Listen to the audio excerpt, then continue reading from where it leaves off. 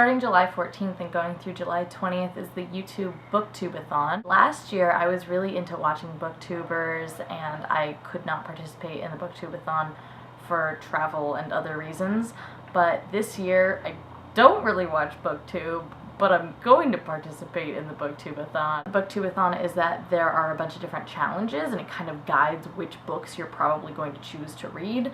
My goal for this week is to complete all the challenges because why not? These are the challenges and what I will be reading to complete those challenges. The first challenge is a book with pictures and I am 50 pages into Hollow City. I'm going to let it count even though technically I've already started the book. It has a lot of photography in here and so that's really cool. It describes a lot of photographs in the actual text, and then it also describes a lot of characters and gives you a visual representation of what they look like. Another book that has a lot of pictures that I'm also reading this week is Hyperbole and a Half, but I'm using that as my choose a book that somebody else chose for you. One of my really good friends gave this to me for Christmas and I didn't read it, and so that's been an ongoing recommendation. There's not a ton of text, it's mostly pictures, so that'll be an easy way to kind of bust through like 400 pages. Another challenge is to start and finish a series during the Booktube-A-Thon. I had this book burned on my shelf. It came from the library, but it was withdrawn, so now I own it, and it has a sequel, so it's a duology. The sequel is called Smoke, which I'm also counting for the challenge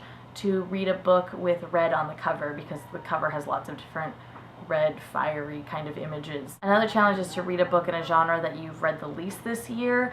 I haven't done a lot of reading this year. I've read about 10 books that weren't for school. I mean, textbooks don't really count. I have a lot of genres to choose from because mostly they were either YA or nonfiction. I'm going to read Ender's Game, which is a book I've been meaning to read for years. It was assigned to some of my classmates in 7th grade, and ever since then I've been meaning to read it. It's a fantasy sci-fi novel, and I can't even tell you the last fantasy or sci-fi book that I ever read.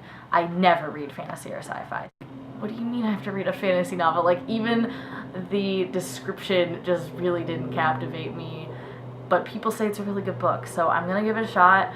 We're gonna see how I feel about the genre. Another one of the challenges is to read a book to movie adaptation and to also see the movie. I chose Eat, Pray, Love because it was on my shelf and I never read it, and I feel like it's kind of a nice light summery read. The last challenge that I'm going to complete is to read 7 books.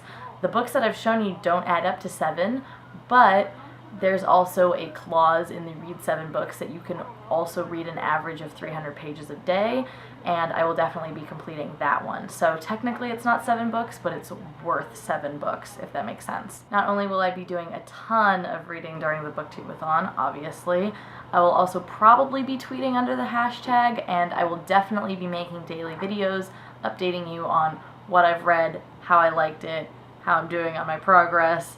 Who knows how that will be. You can also follow my Goodreads if you want that kind of information as well. I'm really hoping I can complete all the challenges because when I make personal challenges for myself and then get other people involved in my accountability, it's just like very exciting for me to then do well. I'm excited for this week and I hope you are too. I will see you tomorrow.